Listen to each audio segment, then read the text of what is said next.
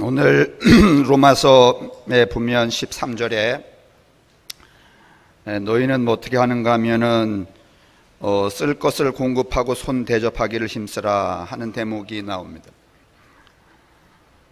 지금 저는 한 3주 정도 무슨 말씀을 드리고 있는가 하면 교회가 어떻게 출발을 했는지, 그러니까 교회가 어떻게 출발했는지를 물어보는 이유는 교회의 본질이 무엇인지, 교회가 무엇을 해야 하는 건지 그 이야기를 우리가 다시 한번 확인하기 위해서 지금 이 이야기를 하고 있는 건데, 오늘 이제 세 번째 시간입니다. 한 번만 더 하고 이제 종결을 하려고 그러는데 이 오늘 우리가 읽은 이 본문의 13절이 사실은 교회의 본질입니다.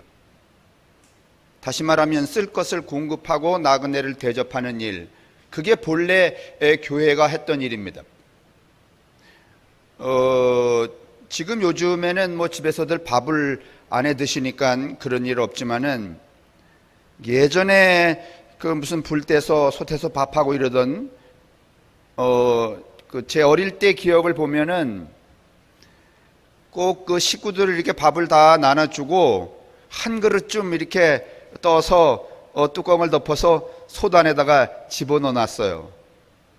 기억나시나요?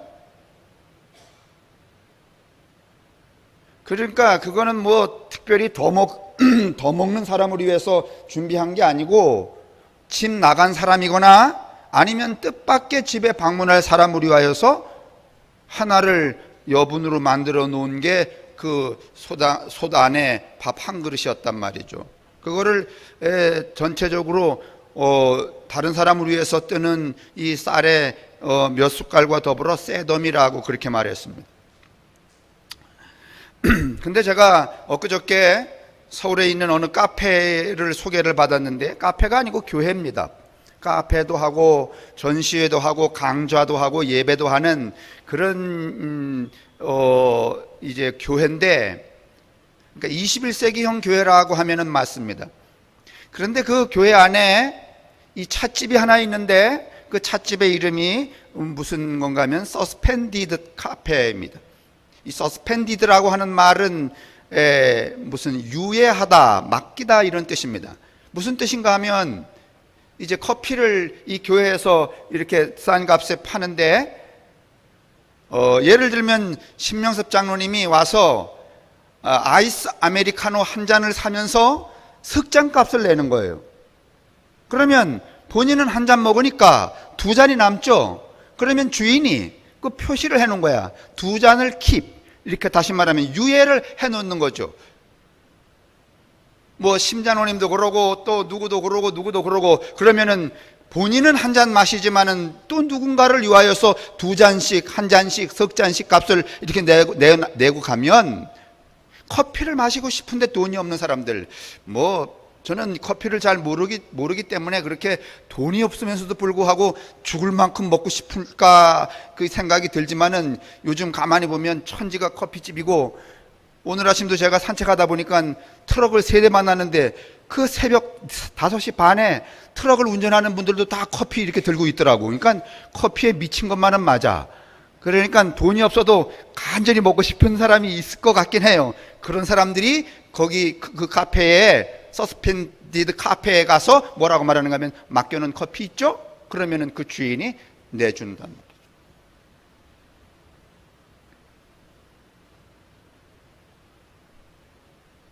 저는 그 카페에 그 목회를 하는 그 목사님의 그 철학을 보면서, 오늘 커피집도 그래야 하고 밥집도 그래야 하고 무슨 뭐 술집도 그래야 하고, 저는 이 서스펜디드한 이 공동체가, 이 네트워크가 많아져야 된다고 생각이 듭니다. 뭐 따로 어디 말이죠, 밥 타 먹으러 가는데 그런 데 있지 않아도 어느 집 가도 말이지 맡겨놓은 밥이 있고 맡겨놓은 커피가 있고 맡겨놓은 빵이 있다면 여러분, 세상은 한결 천국스러워지지 않겠어요? 구걸하듯이 가서 얻어먹고 이러지 않아도 마땅히 맡겨놓은 거 있죠? 물으면 되는 거야.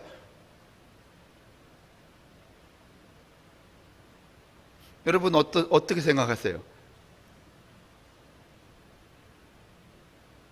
이거는 조금만 우리가 우리 마음속에 결심하고 결단하면은 얼마든지 우리 일상생활에서도 할 수 있는 일들입니다.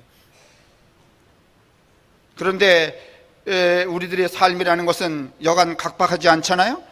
뭐 제 돈 내고 아메리카노 한 잔 받으면서도 무슨 양이 작네 많네 무슨 멸 건네 찐하네 뭐 그렇게 탈이만 하는데 말이죠. 어떻게 자기 먹을 거 한 잔 사고 누군가를 위하여서 두 잔을 맡긴다라고 하는 것은 여러분 우리가 상상이나 해봤냐 말이죠. 종교가 뭐예요? 신앙이 뭐예요 이거?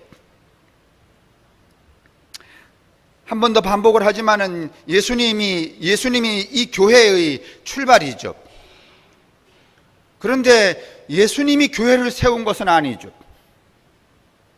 예수님을 따라다녔던 제자들과 예수님의 형제들이 예루살렘에 모여서 예수가 했던 그 운동, 다시 말하면 하나님 나라의 운동에 대해서 그런 같은 이해를 가지고 거기 모여 있었죠. 그렇지만은 이 예루살렘에 있었던 예수님의 제자들과 예수님의 형제들이 했던 신앙 양식은 전혀 새로운 오늘과 같은 교회의 양식이 아니라 유대교와 같은 그냥 유대교였어요. 그래서 유대교 안에 하나의 분파였죠.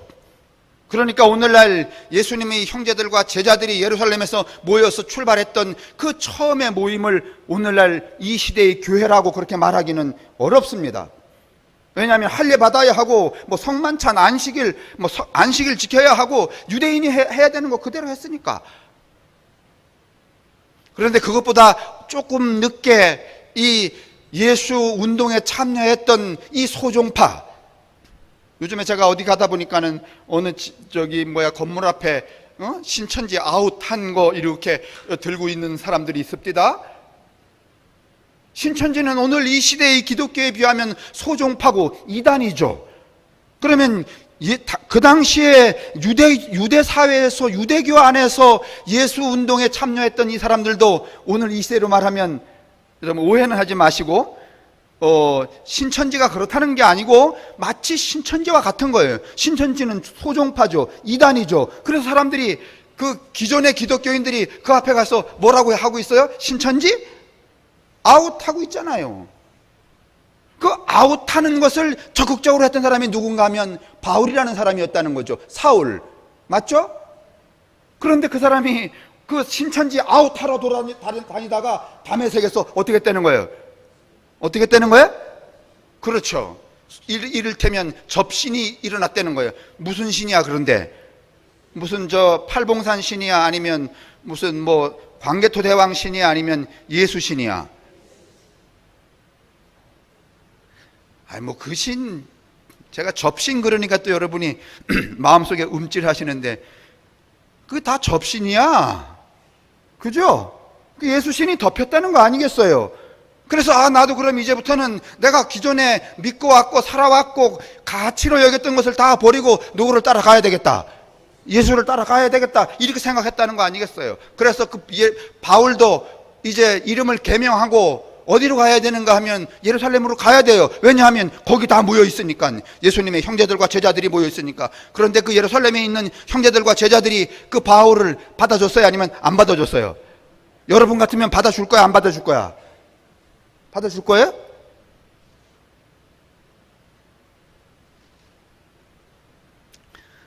제가 이놈의 얘기는 제가 40년 동안 아주 만 번을 했던 것 같아. 안 받아줍니다, 여러분. 그래서 할 수 없이 이 바울이 어디로 가게 되는가 하면 예루살렘으로 가지 않고 비시디아 안디옥으로 간다고 말씀을 드렸잖아요. 거기서 여러분 이제 새로운 이 바울이 가지고 있는 그 사상, 다시 말하면 인간 평등의 사상을 구현하느라고 나름대로 새로운 공동체를 추구를 합니다. 그래서 이방인하고 밥을 먹기도 하고 세리와 창녀하고 형제를 삼기도 하고. 그런데 어느 날 이 예루살렘에 있었던 베드로와 바나바가 이 안디옥에 와서 이 바울과 함께 이방인과 밥을 먹었는데 로마에서 예루살렘에서 누가 새로운 사람이 온다 그러니까 베드로가 숨었어요. 다시 말하면 이방인과 함께 먹던 이 회식 자리에서 베드로가 피했어요. 그랬더니 바울이 대노하는 거예요. 이러한 이중인격자 말이야. 평상시에는 말이지 하나님 앞에 노예나 주인이나 종이나 남자나 여자나 상하 빈부의 귀천이 없다고 말하더니 예루살렘에서 누가 온다 그러니까 이렇게 밥상머리를 피하느냐. 그래서 이 바울하고 베드로가 대판 싸워요. 그리고 결국은 바울이 어떻게 하는가 하면 그 안디옥에서 갈라져서 서기 49년에 고린도로 가서 교회를 새로 세우면서, 자, 바울은 늘 못마땅한 거예요. 예수를 따라간다고 하면서 여전히 유대인 행세를 하는 것, 유대인 종교를 따라가는 것, 유대의 그 차별성을 갖고 그 사람들을 대하는 것. 이래서 여러분 바울이 안디옥을 떠나서 고린도에 갔을 때 고린도 교회를 세우면서 바울이 결심을 했을까요? 나도 그냥 예루살렘에 있는 종자들처럼 해야지, 아니면 전혀 새로운 공동체를 만들어야지. 이걸 지금 제가 몇 번째 얘기하는 거죠? 아니, 사실은요, 오늘 제가 이게 주일날 하는 얘기는 수요일날 1시간 한 번에 하면 한 번에 하고 끝나야 되는 일입니다, 사실은. 그래야 앞과 뒤가 딱 맞아떨어지는데,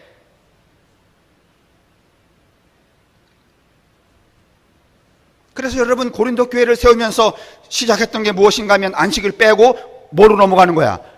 주일로 넘어가는 거죠. 할례 이런 거 빼고 뭐로 넘어가는가 하면 성만찬으로 넘어가. 성만찬은 뭐를 말하는가 하면 남녀 평등, 그 다음에 무슨 노예와 주인과 무슨 이 차별성이 없는 평등을 구현하는 게 여러분 이 성만찬이었습니다.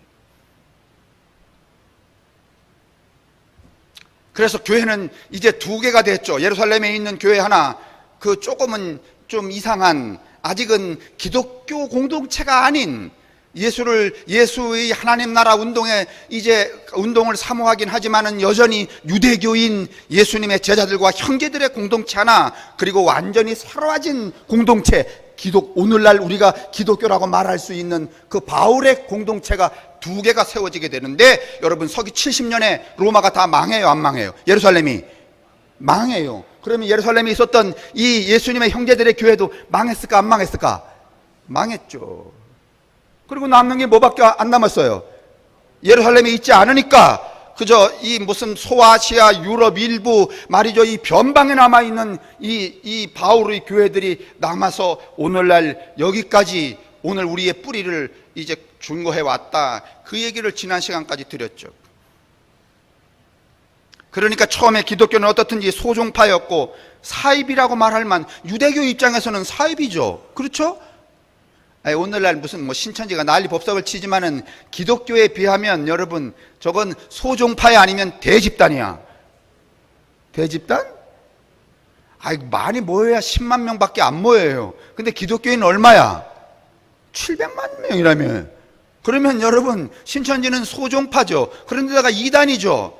당시에 기독교가 꼭 그랬습니다. 여러분, 그러니까 오늘날 여러분 신천지가 법적인 보호를 받아요? 그 다음에 세상 사람들로부터 존경을 받아야 하면 손가락질을 당해. 또 막 이렇게 이 교회며 그 다음에 매스컴이 떠버리기 때문에 이렇게 선전을 해야 되기 때문에 교회 안 다니는 사람들도 다 선입견이 있어요. 신천지 그러면 저놈들은 좋은 놈, 나쁜 놈. 나쁜 놈. 당시에 기독교가 똑같았어요, 여러분. 법적인 보호를 받을 수 없어요. 사회적으로 여러분 이 고립이 되어 있어서 정상적인 사회생활을 할 수가 없었던 사람들입니다. 반면에 이 사람들은 지금 어디에 속해 있는가 하면 로마라고 하는 사회 안에 속해 있는 거예요. 그러니까 로마의 사회체제, 기독교인으로 산다는 것은 그만큼 어려운 일이었어요. 로마의 사회체제에 여러분 잘 순응해야 됐죠. 또 하나는 소종파로서 이단이라고 낙인 찍힌 자기들의 정체성을 잘 확립해야 됐죠. 그러니까 이때 당시에 예수 믿는 사람들이 예수 믿고 잘 되기를 꿈꿨겠어요? 아니면은 이때는 예수 믿으면 잘 되는 거야? 아니면 무조건 못 되는 거야? 무조건 못 되는 겁니다, 여러분.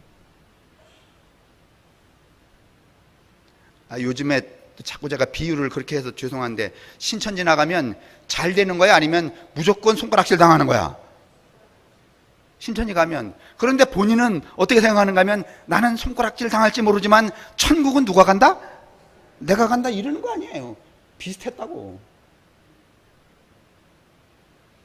근데 그렇다고 여러분 신천지 그분들이 천국에 간다는 건 제가 늘 말하잖아요. 우리도 분명치 않은데 무슨 지더리가. 우리가 분명치 않다는 거는 설명이 많아야 되고 복잡하니까 여러분 간단하게 받아들이지 마시라는 거. 오늘 목사님이 이야기했는데 우리도 천국 가기가 불분명하다. 그렇게 단문으로 여러분 이해하지 마시라는 거. 그 말은 어디 가서 써먹지 말아요. 이런 집단이 여러분 기독교 집단이었습니다. 그게 서기 100년, 서기 200년, 서기 300년까지 가요.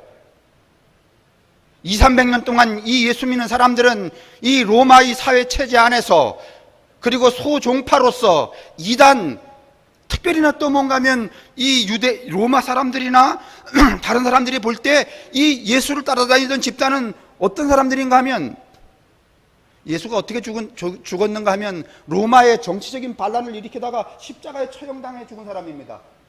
그 사람들을 따라다니는 사람들이니까 여러분 고을 리가 있어요, 없어요? 제가 말씀드렸잖아요. 요번에 기무사가 바뀌어지면서 김재규 사진이 다시 걸린다고 합디다마는, 예전에 여러분 김재규가 반란죄로 걸려서 사형당했을 때 누구도 여러분 그 김재규의 시체를 여러분 손 댔을까요, 안 댔을까요? 안 됐어요. 여러분 그 김재규 시체를 처치하면은 갔다가 장사 지내고 그러면 그 놈도 어떤 놈하고 같은 거야. 그렇죠. 김재규처럼 반란의 의사가 있는 사람이에요.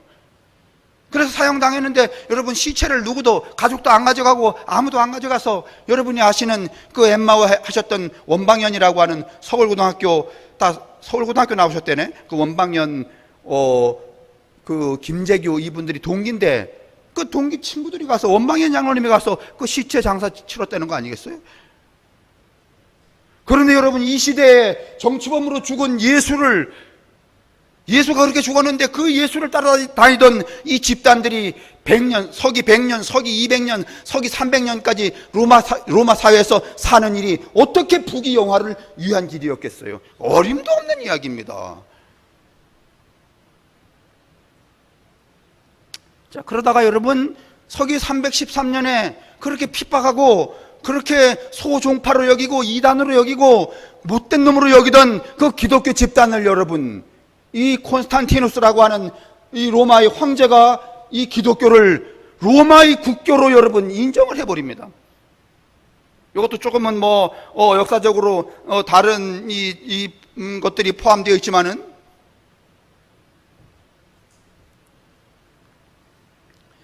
여러분 이 로마의 황제가 왜 이 소종파이며 이단 같으며 반란의 괴수를 믿는 사람들의 이 무리를 여러분 한 나라의 국교로 삼았을까요?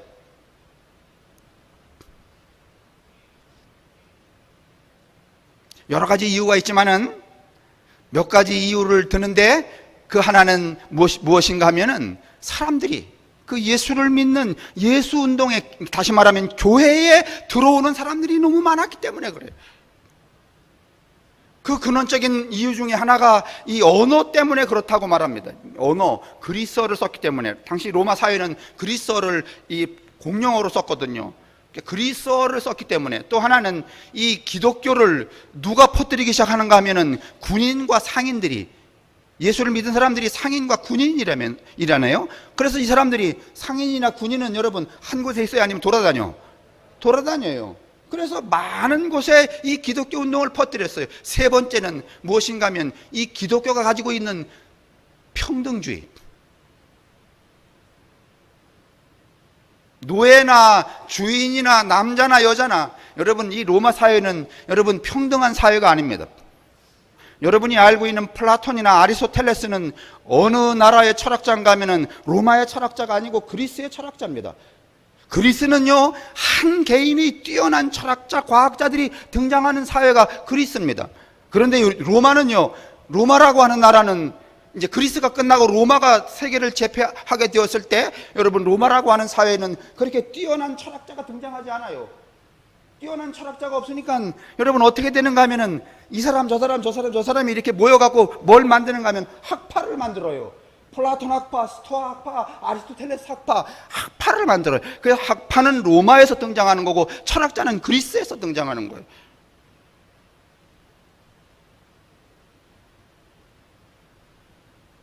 그런데 로마를 여러분 이 로마라고 하는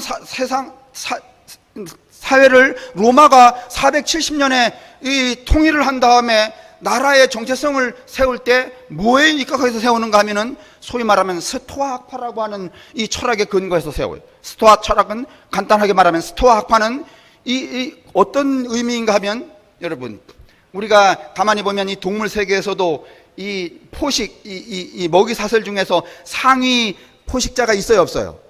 있죠. 그다음에 맨 밑에 하위 포식자, 무슨 뭐 날파리 뭐 이건 하위 포식자죠. 포식자가 아니라 그냥 먹이잖아요. 이게 쭉 돼 있는 거예요. 이게 자연 질서처럼 인간도 하나님이 황제 만들고 그다음에 신하 만들고 그다음에 백성 만들고 그다음에 일꾼들 만들고 그다음에 노비들을 만들었다는 거예요. 이렇게 피라미드처럼 말이죠. 이게 스토아 학파가 주장하는 기본적인 원칙입니다. 그렇기 때문에 여러분 노예는 결코 그 노예의 신분을 벗어날 수 없어요. 그러면 노예가 해야 되는 일은 뭐였는가 하면은 죽도록 충성하는 일. 죽도록 충성하라는 말은 이 스토아 철학에서 나온 말입니다. 여러분 성경에 있는 말이 아닙니다. 남자와 여자가 이 차별이 이게 층위가 달라요. 그 다음에 이 사회 자체가 이 가부장제 사회처럼 말이죠. 이렇게 착착착착착 질서 있게 계급적이고 위계적으로 되어 있어요. 그래서 밑에 사람은 위에 사람에게 복종하고 그 사람은 그 다음 사람에게 복종하고 이렇게 복종해야 돼요. 그런데 여러분 바울은 이 예수의 십자가를 이해한 다음에 이 스토아주의가 구축해 나왔던 로마 사회의 이런 위계 질서의 시스템, 가부장제적인 시스템을 다 무너뜨리고 오직 공동체 안에서는 예수 안에서는 누구든지 어떡하다? 어마어마한 이야기입니다, 여러분. 그러니까 그런 사상을 교회 안에서 퍼뜨리니까 여러분 이렇게 사람들이 몰려올까 안 몰려올까요? 어마어마하게 몰려왔죠.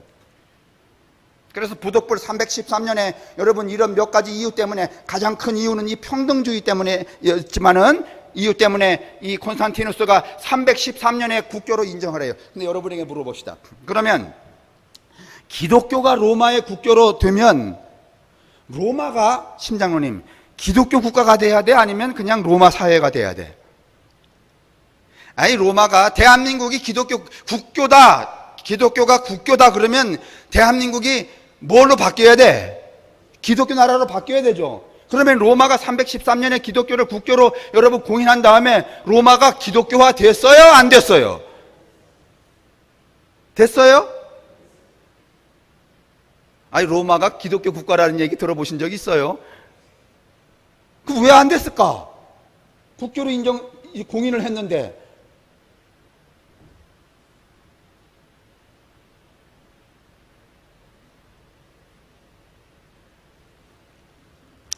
좀 전에 제가 말씀드렸는데 이제 무슨 노예나 그 다음에 떠돌이나 이런 사람들이 다 교회로 들어왔어요. 그러니까 여러분 그런 사람들을 교회가 어떻게 했어야 돼요? 어떻게 해야 돼요? 케어를 해야 되죠. 그래서 이 바울이 초기 교회의 교회란 무엇인가 하면 이 나그네나 외국인이나 떠돌이들이 들어와 머무는 하나님의 집이 뭐였어요? 교회였어요. 조금 전에 제가 이 얘기 이해되시죠? 사람들이 층위가 이렇게 있단 말이죠. 그래서 노예나 그 다음에 떠돌이나 외국인이나 이런 사람들은 인간군에 들어오질 않았어요. 그런데 바울이 그 변방에다 교회를 세우면서 공동체를 세우면서 우리는 그런 사회를 지향하지 않는다. 그런 삶을 지향하지 않는다. 우리는 누구든지 평등하다. 그러니까 그 떠돌던 사람들 자기를 어디에 소속할 수 없었던 그 배고픈 사람들이 다 교회 안으로 물켜 들어왔어요. 그때 교회의 정체성은 무엇인가 하면 외국인과 나그네들을 품어 안는 하나님의 집. 그게 뭐였나 하면 교회였어요. 그래서 교회 안에 뭘 만들었냐면 이 나그네들이 머무는 숙소를 만들었어요. 그 나그네들이 머무는 숙소가 뭐라고 말했는가 하면 호스피탈리아라고 말했어요. 호스피탈리아? 뭐 기억나는 거 없어요? 호스피스도 기억나죠? 호스피스 뭐예요? 절망에 빠진 사람을 어떻게 하는 거야? 돌보는 일이죠. 그 다음에 호스피탈, 여러분 몸 아프고 말이지 이 고통스럽고 그러면 어디 가요? 다 병원 가죠. 병원이 뭐예요? 호스피탈이잖아요. 돌봄으로 하러 가는 곳이에요.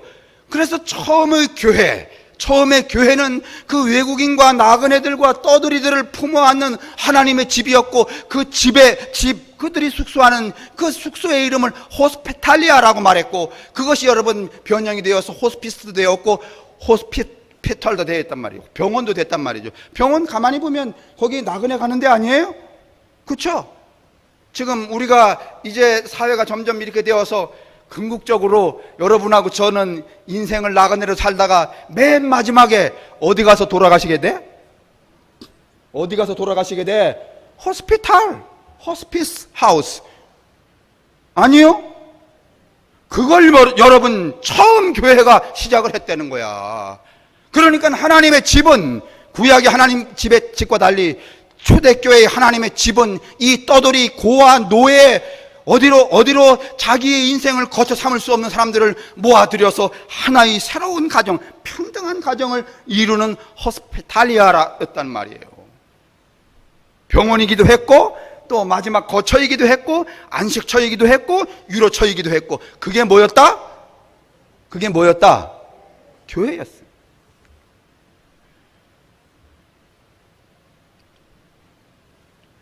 그런 거 보면 오늘날 교회는 어떻습니까? 뭐 요즘에 그 새벽 기도로 수만 명이 모이는 그 목사님이 아들한테 교회를 물려줬다고 요새 아주 무슨 칭찬이 자자해요? 아니면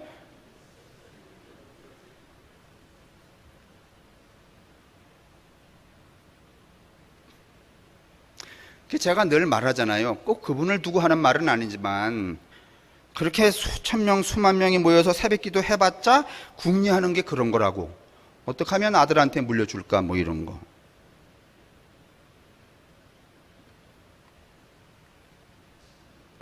자, 보세요.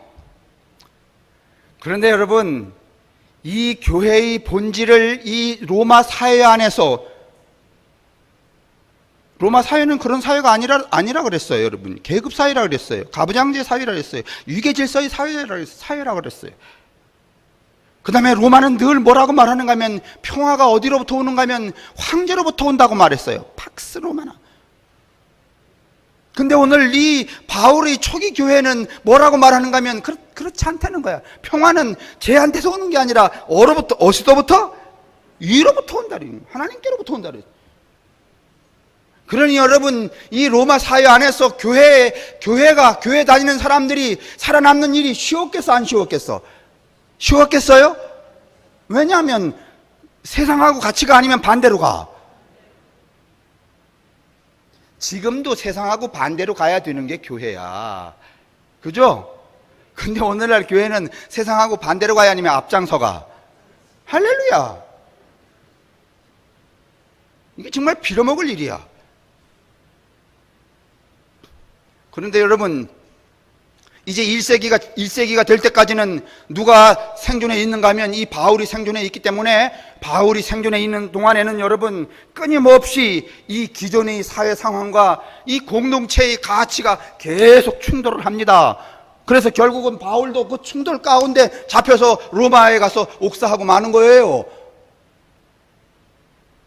이 바울이 가지고 있는 이 초기 공동체의 소위 말하면 하나님의 집의 개념, 나그네와 고아와 떠돌이와 외국인들을 끊임없이 받아들여서 하나님의 가족으로 삼고 하나의 집으로 새로운 가족의 형태를 만드는 이 가치 체계는 여러분, 바울이 살아있는 동안에는 그래도 긴장감 있게 유지가 됩니다.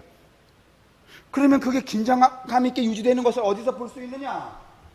신약 성경은 모두 27권이고 그 중에 바울이 쓴 책이 13권이에요. 바울이 13권 썼으면 또 누가 13권 썼을까? 제가 말씀드렸잖아요. 교회가 두 개 있었다고, 교단이. 누구 교단? 바울 교단. 또 하나는 예루살렘에 있는 누구 교단? 교단이라 그러니까 여러분이 그렇지만은 하여간 예루살렘에도 한 뭉치가 있었어요. 그 다음에 또 예루살렘에 들어가지 못한 바울에 의해서 만들어진 또 뭉치가, 교회들이 또 있었단 말이죠. 그러니까 교단이 몇 개인 거야? 두 개란 말이죠. 이 두 개의 이 집단들이 말이지 서로 다른 편지와 문서를 막 보고 있었던 거예요. 서기 300년까지, 예수 돌아가시고 300년 지날 때까지. 무슨 성경이 그때 만들어진 거 아니에요. 324년에 여러분 로마의 황제가 가만히 보니까 뭐 이 새끼들은 이거 보고 쟤들은 저거 보고 말이지 지 멋대로 짓거려. 이래 갖고는 여러분 통치가 쉬워요, 아니면 통치가 어려워? 이놈이나 저 교회나 이 교회나 말이지, 여자나 남자나 딱 하나 보면은 여러분 이 로마의 황제가 통치하기 쉽잖아요. 그러니까 어떤 생각이 드는가 하면, 야, 너희들 그러지 말고 다 모여서 좀 책을 어떻게 만들어라? 하나로 만들어라. 그게 여러분 313년 이후에 10년이 지난 다음에 벌어진 일이에요. 자, 그러다 보니까 여러분 교단이 몇 개라고? 두 개예요, 여러분. 하나는 저 신학교 똑바로 나온 집단, 예루살렘에 있는 집단. 하나는 신학교도 안 나오고서는 교회만 퍼뜨리는, 옛날에 말이죠, 순복음이라는 게 말이죠, 무슨 거룩한 말, 거룩 이렇게 막 우리가 그럴 때 순복음 교인들은 말이지 거룩해서 아니면 지랄 발광이야.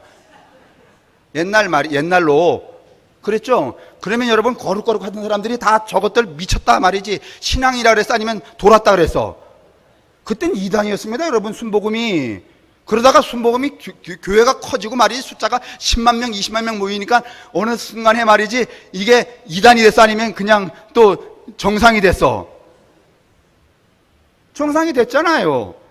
그래, 이렇게 이단이었던, 또 이렇게 변방에 있었던 이 두 집단이 말이죠, 대표로 모여야 되잖아요. 모여갖고서는, 야, 우리 책을 따로따로 보지 말고 하나로 하자. 그러면 두 우두머리가 모여갖고선 책 이렇게 우리가 편집하자 그럴 때, 너네 걸 많이 넣어 그러겠어요? 아니면 우리 걸 많이 넣어야 돼 이러겠어? 예?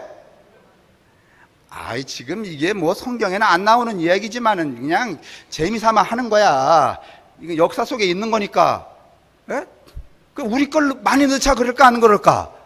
그렇지 않겠어요, 당연히. 우리가 정통이니까 더 많이 넣어야 된다 말이지. 순복음 교회도 말이지, 우리가 너희들은 정통이지만 맨날 거룩만 찾고 진짜 성령으로 불받았고 삼박자 구원을 받은 건 우리니까 우리가 더 많이 넣어야 된다, 이러지 않았겠어요? 싸웠어. 이렇게 갈등이 생겼겠죠? 그러다가 몇 날 가도 이게 안 되니까 그러지 말고 그러면 어떻게 하자? 반반하자 말이지. 그럼 반반이면 이 짝에서 저 예루살렘에 있는 베드로 교단에서 몇 권? 13권. 바울 교단에서 몇 권? 이 신약 성경에 27권이잖아요. 그러니까 그걸 둘을 2로 나누면 얼마야? 예? 13.5 아니요. 맞아요? 그럼 0.5는 어떻게 됐을까요? 두 사람들이 함께 쓰면 되는 거지. 그러면 여러분 싸울 필요가 있어, 없어? 그래서 몇 권 됐다니까? 아유, 진짜. 나 이거 진짜 유치원에서 배워야 될 거를. 그래서 13권이 됐단 말이에요. 바울의 교단에서 13권. 그걸 바울 서신이라 그래요. 근데 그 바울 서신 중에 7권은 바울이 진짜로 쓴 거고, 6권은 바울이 죽은 다음에 바울의 제자들이나 후계자들이 쓴 거란 말이에요. 근데 바울의 친서 7권을 보면, 바울의 친서 7권에는 데살로니가 전서, 고린도 전후서, 그 다음에 무슨 빌립보서, 빌레몬서, 그 다음에 로마서, 모자르는 것도 있나? 그래서 7권에 보면 그 7권에는 바울이 어떻게 쓰든지 로마 사회가 가지고 있는 위계 질서에 따라가지 않고 그것과 반하는, 그것을 거스리는 새로운 공동체를 만들어 가려고 하는 의지가 이 7권 속에는 가득히 들어 있어요. 그런데 바울이 죽은 다음에 바울의 제자들이 그 로마 사회에서 살아남으려고 하다 보니까 계속해서 그 바울의 주장대로 처음에 공동체가 유지해왔던 대로 말이죠. 우리는 평등을 유지한다. 하늘의 평화는 황제에게서 오는 게 아니라 하나님께로부터 온다. 이렇게 말하려니 사는 게 너무 힘들어, 안 힘들어? 팍팍해. 왜냐하면 뭐 생기는 게 없어. 그러면 어떻게 해야 돼? 계속 그대로 가야 돼? 아니면 적당히 타협해야 돼? 그래서 여러분 디모데 전후서 이런 데 보면은 무슨 대목이 나오는가 하면 여자들은 말이지 예배당에서 어떻게 하라? 어떻게 하라? 남자와 동등하게 발언하고 의견을 내고 이렇게 하라. 아니면 입 닥치고 조용히 있다 집에 가서 남편 얼굴을 쳐다보고 화 안 났을 때 조용히 물어라.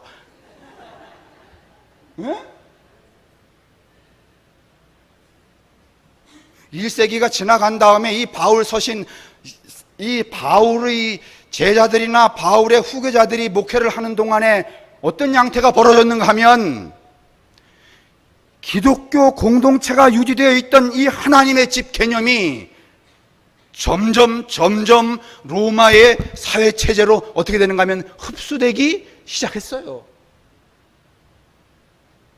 만약에 바울이 여러분 7, 80에 죽지 않고 한 500살 살아서 계속해서 바울이 세상과는 거스르는 가치체계로 공동체를 유지했다면 여러분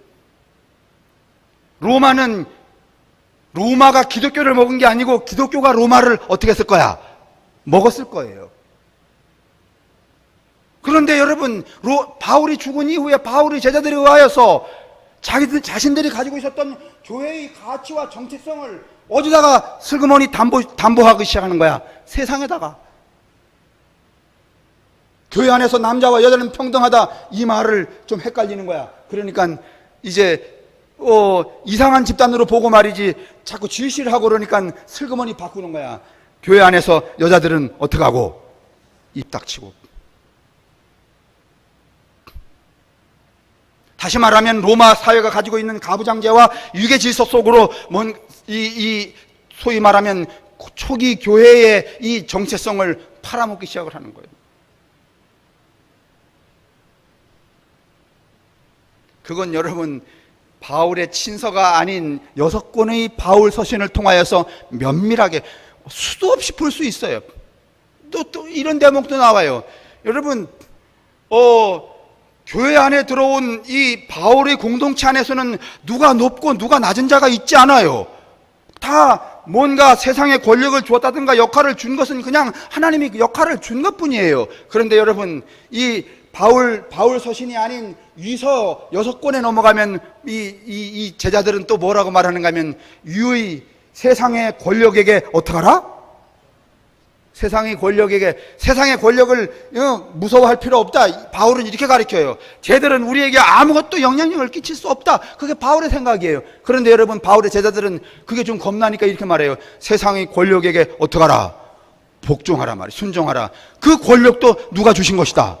하나님이 주신 거다. 이런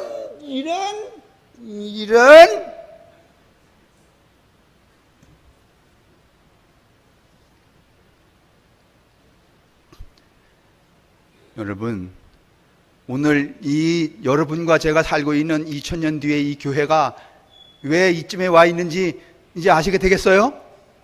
본래 이게 교회가 아니었어요. 여러분 이게 교회의 정체성이 아니었어요. 하나님의 집이었어요. 호스피탈리아. 그걸 위해 존재하는 공동체였어요. 그것을 위해 살아가는 사람들이었어요. 그래서 여러분 이 공동체 안에 오면은 누구든지 여러분 높으나 낮으나 여자나 남자나 병이 들었거나 병들지 않았거나 떠들이거나 외국이 이기거나 다 뭐였어요? 형제와 뭐였어요? 자매였어요.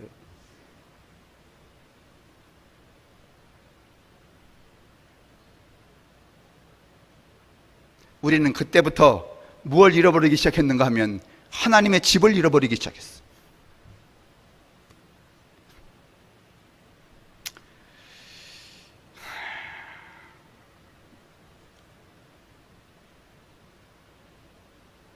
지금 막 여러분을 보다가 정광석화처럼 무슨 얘기가 지나갔는데 또 사라져 버렸어.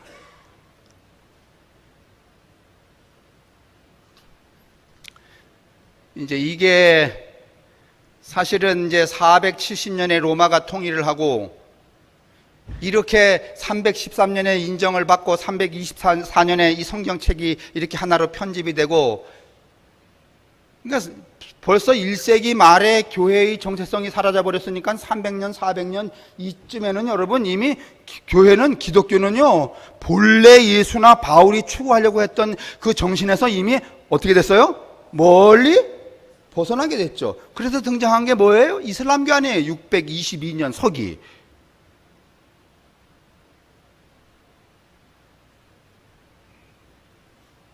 (622년에) 등장한 이 여러분 이슬람이 400년 상간, 얼마 되지도 않아요. 6, 70년 상간에 여러분 전 유럽과 아프리카에 그냥 가득하게 퍼져요. 10세기가 되었을 때 여러분 이미 이 소위 하나의 교회 캐톨릭은 이미 흐지부지 여러분 그 의미를 상실하고 말았어요. 이슬람이 득세해서 전 세계를 장악하고 모든 기독교인들을 잡아다가 여러분 알제리 무슨 뭐 이런 데다가 목욕탕에다가 머리를 빡빡 깎이고 집단으로 수용하고, 그 사람들을 구원하기 위하여서 돈 있는 사람들이 몰타라고 하는 섬에 여러분 기사단을 만들어서 구조를 하러 가고, 그런 일이 발생을 하죠. 그렇게 여러분 이 아프리카와 유럽 전체에 이슬람이 팽창해 있다가 여러분 한 10세기 1060년 60몇 년 이상간에 여러분 이 터키, 요즘 말로 말하면 셀주크 투르키라고 하는 이 나라가 여러분 이 이슬람을 공격하게 돼요. 그리고서는 전 세계에 있는 이 이슬람 문명권을 이 셀주크 투르크가 장악을 하죠. 그때 이 셀주크 투르크가 무슨 선언을 하는가 하면은 모든 기독교인과 이슬람은 예루살렘 성지를 순방하지 말라, 순례하지 말라, 순례 금지 명령을 내려요. 그러니까 로마의 교황이 무슨 헛소리냐, 그래서 보내는 게 8차, 여러분 한 300년 동안에 8차의 십자군 군대를 보내요. 어디를 쳐부수기 위해서? 셀주크 투르크를 쳐부수기 위해서. 그러다가 지난 시간에도 말했지만은 1453년 59년 5월 29일인가 여러분 터키에 의해서 완전히 콘스탄티노플이 어떻게 돼요? 망해버리고 말죠. 이게 다 여러분 망하러 가는 거예요 지금 이게. 근데 어느 때부터 망한 거야? 따지고 보니까 어느 때부터 망한 거야? 예수 때부터, 아니면은 바울이 죽은 이후에. 다시 말하면 교회가 교회의 본질을 잃어버린 이후부터 여러분 기독교는, 예수의 종교는 몰락하는 길로 간 거예요 여러분. 1500년, 1600년 등장하여서 1600년이 되었을 때 여러분 등장한 게 소위 말하면 르네상스, 인문주의. 인간들의 머리가 그냥 뭐 우주, 천문, 식물, 뭐 거시와 미시로 막 퍼져가기 시작할 때예요. 사람들이 무슨 이야기를 하는가 하면 이제는 신 없어도 우리가 우리 스스로 구원할 수 있다, 이렇게 막 선언하던 시절이 여러분 르네상스예요. 1600년, 1700년 말, 그때 이제 르네상스 이후에 뭐가 등장하는가 하면 산업혁명이 일어나죠. 산업혁명 끝에 뭐가 일어나요? 2차 세계대전이 발생하죠. 그 산업혁명이 일어났을 때 여러분 그 산업혁명과 더불어서 등장하기 시작한 것이 또 뭐인가 하면은 오늘날 이 시대의 기독교의 자본주의 기독교. 너무 많은 얘기를 했네요. 제 얘기는 이거예요. 본래 교회는 호스피탈리아라. 호스피탈이 뭐 하는 거예요? 호스피탈이 뭐 하는 거죠? 어떤 사람이 가는 곳이죠? 그래서 여러분 성함교회가 성함교회 아니면 영혼의 약국이야. 근데 약을 처방받는 사람들은 별로 없는 것 같아. 약도 별로 없고.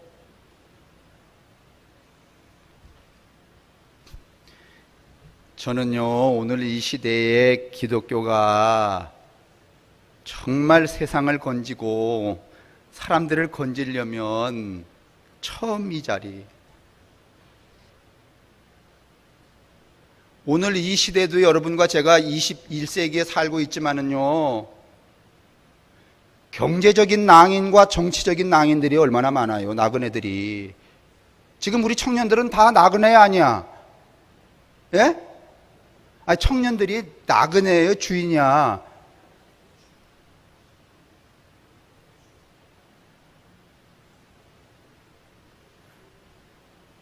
이 경제적인 낭인에 대해서는 뭐 더 말할 필요가 없죠. 언제 시간이 되면은 이 기후변화 이야기 할 텐데, 이제 앞으로는 교회도 헌금을 어떻게 내야 되는가 하면은, 이 저 환경부담금이라는 거 있잖아요. 왜? 예? 그러니까 공장이 많이 돌아갈수록에 부담금을 어떻게 하는 거야? 많이 내는 거야. 우리 이렇게 일일이 말이지 생활 호구 조사를 해갖고 씀씀이가 많은 사람들이 헌금도 어떻게 해야 돼? 왜? 씀씀이가 많다는 것은 여러분, 이 지금 대기를 이 덥게 만드는 온실가스를 어떻게 하는 거야? 더 많이 내는. 예를 들면 일주일에 고기를 몇 번 먹느냐? 2번 먹는 사람, 5번 먹는 사람. 5번 먹는 사람은 여러분, 고기 먹는 사이에 여러분 이 온실가스를 많이 배출해서 안 했어? 아니, 여러분 웃으시지만은 이거 장난 아닙니다. 앞으로 여러분 50년 이내에 지구가 6도 상승한대. 6도. 지금 0.8도 상승했어요. 근데 우리 뒤질 지경인 거야. 6도가 상승하면 여러분 이 지구상에 존재할 수 있는 게 아무것도 없어요. 근데 문제는 6도가 넘어가기 전에 일정 부분만 이미 온실가스가 가득히 차면 40kg래나? 근데 41kg까지 올라가 있다네. 지금 1kg가 더 올라가 있대. 이 온실가스가 이 일정 부분만 여러분 이게 팽창이 되면은요, 여러분 그때는 그 무엇도 손 쓸 방법이 없다는 거야. 에어컨 1000만 원이에요, 여러분. 그러니까 우리가 이 주일날 아침에 9시 반에 예배 보는 것처럼 선도적으로 성함교회는 고기 먹는 횟수에 따라서, 살아가는 삶의 부유에 따라서 그 뭐라 그러지? 부자세를 낸다.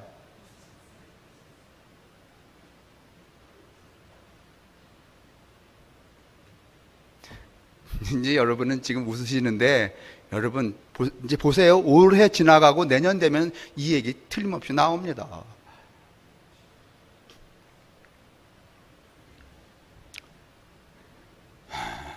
그러니 여러분, 이 시대에 여러분과 제가 해야 될 일이 얼마나 크고 엄청난 일들입니까? 우리가 해야 될 일들이라는 것은 곧 누가 해야 될 일인가 하면 교회가 해야 될 일입니다. 바울이 로마 사회가 가지고 있는 그 가치 체계에 반한 새로운 가치 질서를 만들어서 그 가치로 하여금 인간의 생명을 존중하고 평등하게 유지했다면, 오늘 이 시대도 교회의 관심은 거기 있어야 되는 거죠. 호스피탈리아. 하나님의 집은 어떤 집인가 하면은, 하나님의 집은 나그네와 노예와 고아와 떠돌이들이 함께 평등한 가족을 이루는 곳이다. 그게 오늘 바울의 교회였어요. 그런데 바울이 죽자마자 그의 제자들이 세상과 타협하느라고 바꾸기 시작한 거야. 그거를 여러분들이 이 바울 서신을 보면서 딱 구분을 할 수 있으면 흔들림이 없을 텐데, 그럴 시간이 없으니까 제가 이렇게 길게 이야기를 했네요. 다음 시간에 한 번 더 이야기를 하겠습니다. 그 다음에 제가 이 단테의 신곡 이거 준비하다 보니까 감동적이에요. 이게 저만 이게 단테의 신곡을 하는 게 아니라, 요즘에 여러분이 혹시 보셨는지 모르지만 신과 함께라는 영화 있잖아요. 이게 뭔가 하면은 단테의 신곡을 한국적으로 해석한 거예요. 이것도 단테의 신곡이야. 그 다음에 엊그저께 신낙선 장로님이 샤갈 그림 전시회 갔다 오시면서 도록을 하나 가지고 오셨는데, 거기 또 샤갈도 지옥의 그 7가지 모형도를 그린 그림을, 또 그거 보다 보니까 또 공간의 역사라는 건축학 책 보다 보니까 거기도 또 단테의 신곡이 또 나와요. 이게 우리가 몰라서 그렇지,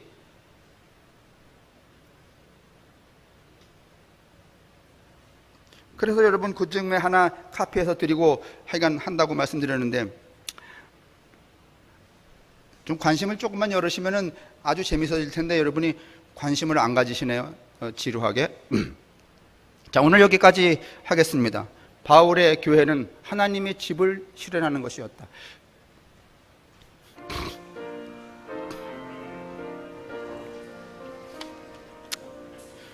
오늘 끊임없이 우리가 우리 스스로를 묻되 나는 누구인가, 어디에 있는가, 무엇하고 있는가. 오늘 세상의 매스컴을 보면은 교회를 다니지 않은 많은 사람들은 가부좌를 틀고 그리고 자기 몸을 바로 한 채 3시간이고 4시간이고 끊임없이 물어 나는 누구인가 한다고 하는데, 오히려 교회를 다니는 우리들은 우리 스스로를 묻지 않고 우리가 믿는 하나님을 묻지 않고 우리가 따르는 예수님을 묻지 않고 무턱대고 나오고 가고 관성적으로 그렇게만 하고 있습니다. 하나님, 기도하옵나니 이제는 우리가 우리 스스로를, 우리가 믿는 바를, 우리가 가는 바를, 행할 바를 묻고 또 묻는 그런 물음의 성도들이 될 수 있도록 우리 모든 성도들을 인도하여 주옵소서. 성부와 성자와 성령의 인도하심과 복내리심이 우리에게와 우리의 가족들과 우리의 공동체, 우리의 이웃들에게 언제나 함께 하시기를 간절히 축원합니다. 아멘.